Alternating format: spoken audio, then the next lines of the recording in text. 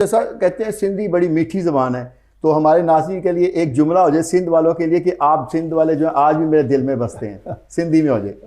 मुखे तहां जी सिक्का अज ताईं तहां मुझे दिल में वसंदा आए हो। तो पर मैं आपको बताता हूँ सिंधी में मसलन सलाम दुआ कैसे लेते हैं। अच्छा। कि हम ऐसे बैठे हैं तो मैं कहूँगा बट साहब खुश आए हो। अच्छा। चंगा भला मतारो जोड़ ढोर डंगर आड़ा पाड़ा सब खैरा। फिर आप कहेंगे आने तहाँ अखबार लो। मैं आपको बताऊं कि सिंध से अच्छा तजर्बा मेरा कहीं नहीं रहा पूरे पाकिस्तान में।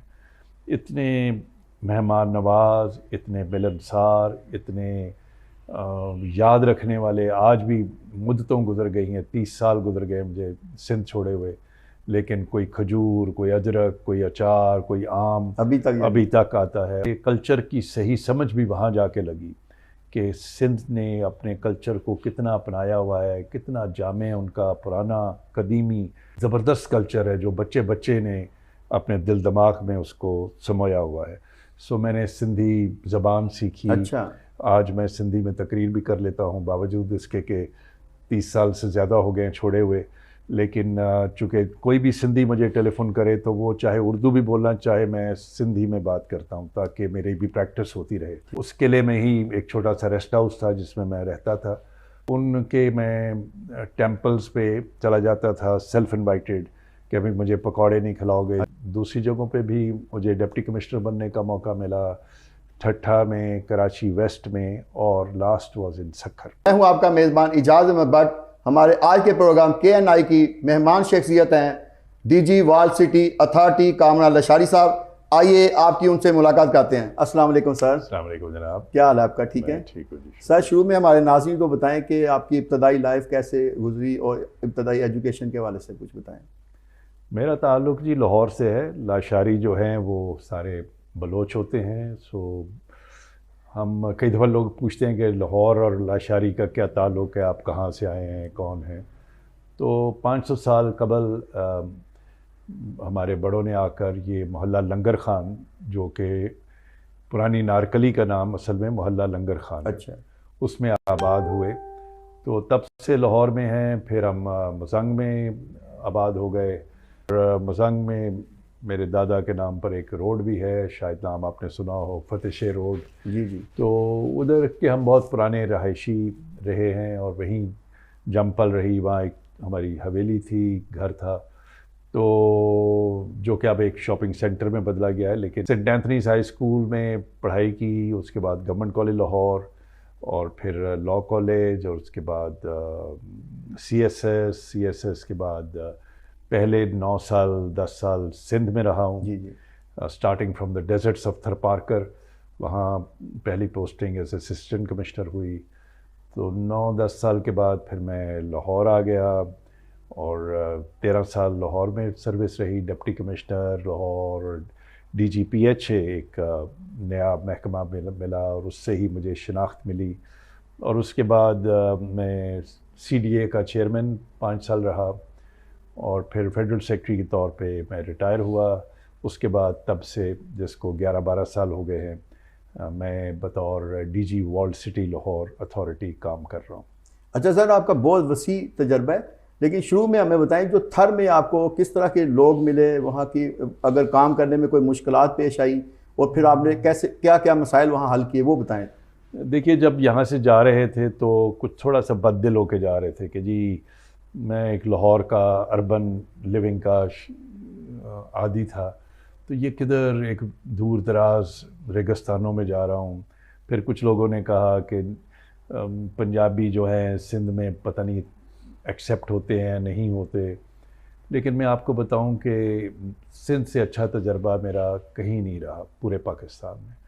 इतने मेहमान नवाज, इतने मिलनसार, इतने याद रखने वाले। आज भी मुद्दतों गुजर गई हैं, 30 साल गुजर गए मुझे सिंध छोड़े हुए, लेकिन कोई खजूर, कोई अदरक, कोई अचार, कोई आम अभी तक आता है। और मैंने जाते ही एक तो मुझे कल्चर की सही समझ भी वहाँ जाके लगी कि सिंध ने अपने कल्चर को कितना अपनाया हुआ है, कितना जामे उनका पुराना कदीमी और ज़बरदस्त कल्चर है जो बच्चे बच्चे ने अपने दिल दिमाग में उसको समोया हुआ है।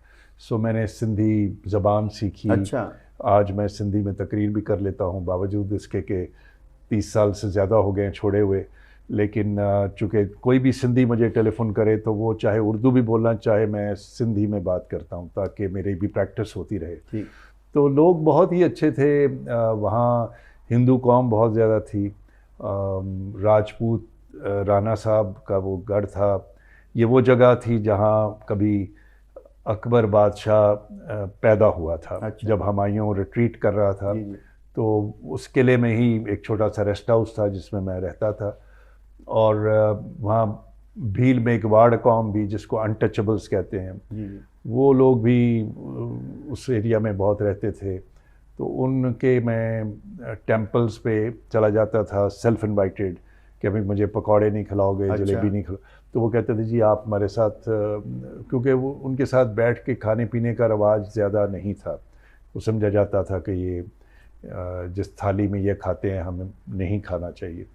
लेकिन मैं इन चीज़ों में चूँकि बिलीव ही नहीं करता था। तो सबसे सारी कौमों से, सारे लोगों से बड़ी अच्छी रवाबत, दोस्तियाँ पैदा हुई। वहाँ पे मैंने एक स्क्वॉश कोर्ट बनाया उस ज़माने में, और डेज़र्ट में पिकनिक्स का बहुत हमने रवाज शुरू किया। तो फिर दूसरी जगहों पे भी मुझे डिप्टी कमिश्नर बनने का मौका मिला, ठट्ठा में, कराची वेस्ट में, और लास्ट वाज इन सक्खर। अच्छा, ये आपकी वहाँ है। अच्छा सर, कहते हैं सिंधी बड़ी मीठी ज़बान है, तो हमारे नाज़रीन के लिए एक जुमला हो जाए सिंध वालों के लिए कि आप सिंध वाले जो हैं आज भी मेरे दिल में बसते हैं, सिंधी में हो जाए। हाँ, मुखे तहां जी सिक्का अज ताईं तहां मुझे दिल में वसंदा आए हो। तो पर मैं आपको बताता हूँ सिंधी में मसलन सलाम दुआ कैसे लेते हैं। अच्छा, ये बताएं। और वो उनका बड़ा मीठा और अच्छा रवाज और तरीका है कि हम ऐसे बैठे हैं तो मैं कहूँगा बट साहब खुश आए हो, अच्छा। चंगा भला मतारो जोड़ ढोर डंगर आड़ा पाड़ा सब खैरा। फिर आप कहेंगे आने तहाँ अहवाल लो। वो एक दूसरे को हाल अहवाल देने का ये बड़ा एक अच्छा अंदाज है। बड़ा मज़ेदार तरीका। अच्छा सर, वहाँ से फिर जब आप पंजाब में आए तो फिर कहाँ कहाँ रहे आप? पंजाब में आकर जी पहले मैं सेक्रेटेरिएट में पोस्ट हुआ, फिर डीसी लाहौर 2 दफ़ा लगा।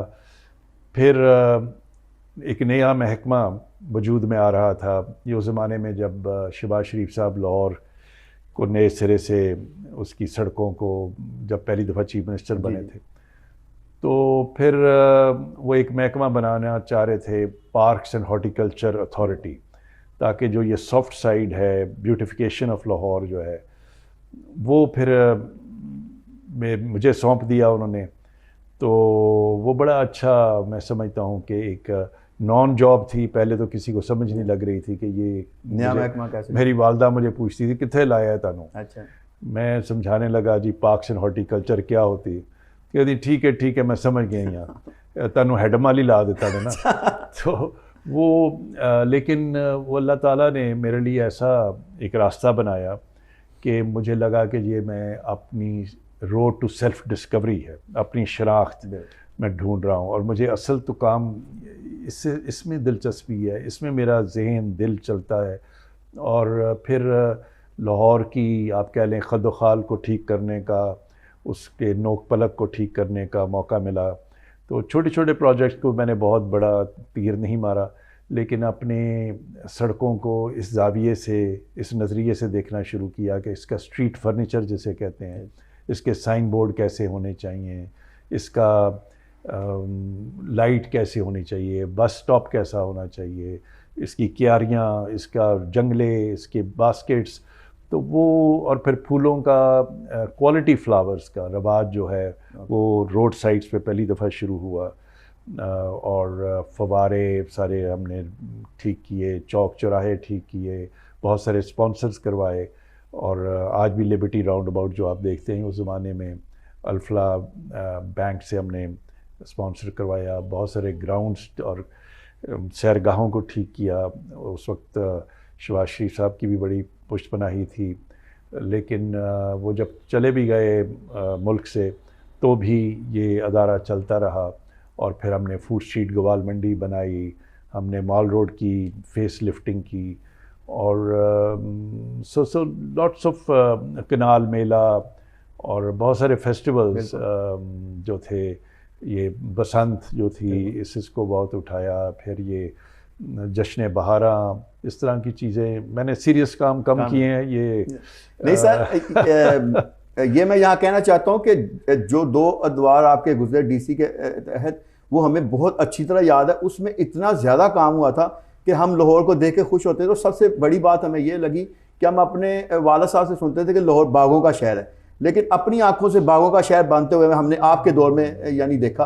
तो ये बताएं कि आपने लाहौर के, मैंने देखा कि दूर दराज जो छोटे छोटे इलाकों में पार्क्स हैं ना, उनको भी पीएचए ने अपने हैंड ओवर करके और बड़ा अच्छा बना दिया। तो ये प्लानिंग कैसे आपने की सारी? देखिए, जो बड़े पार्क हैं वो तो सच्ची बात है, मुझसे पहले गवर्नर जिलानी साहब ने उस पर बहुत मेहनत करके बहुत अच्छे बना लिए थे। अब नई स्पेसेस बहुत कम थी जहाँ पार्क बनाया जाए, लेकिन हमने छोटी छोटी जगहों पर जो निगलेक्टेड थी, एक for instance mini golf park भी बनाया था जो कलमा चौक के पास, वो आज भी पार्क मौजूद है। वो एक डंप साइट थी मिस्री शाह में, मुझे याद है कि जो बिल्कुल अंदरून लाहौर के अंदर, तो वहाँ भी एक बिल्कुल बेकार डंप जगह बनी हुई थी, वो कोई 10-15 एकड़ की जगह थी, उसको हमने कम्युनिटी पार्क में बदला।